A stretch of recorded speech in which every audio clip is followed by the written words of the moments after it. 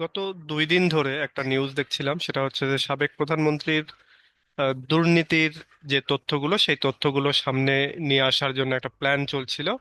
এবং বলা হচ্ছিল যে তার আর্থিক লেনদেনের যা কিছু কাগজপত্র নথিপত্র সেগুলো খুঁজে বার করার বা সেগুলো খতিয়ে দেখার একটা প্রচেষ্টার কথা শুনছিলাম গত 2 দিন ধরে।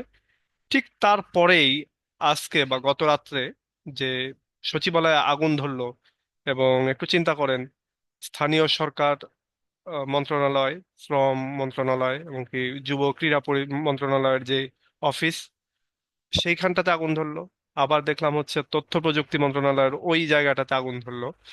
তো একটু কি কানেকশন আছে এগুলোর? একটু কি রিলেট করা যায় এই দুইটার ভেতরে? যে একদিকে সাবেক প্রধানমন্ত্রীর তথ্য উপাত্তগুলোকে ঘেটে বের করার চেষ্টা করা হচ্ছে, আর ঠিক তারপর পরে এই দুই জায়গায় আগুন ধরলো ভিন্ন দুটি লোকেশনে। এখানে লোকেশন দেখেই বোঝা যাচ্ছে যে এখানে আপনার আগুনটা লাগানো হয়েছে। আদারওয়াইজ এইভাবে আগুন ধরার কথা না।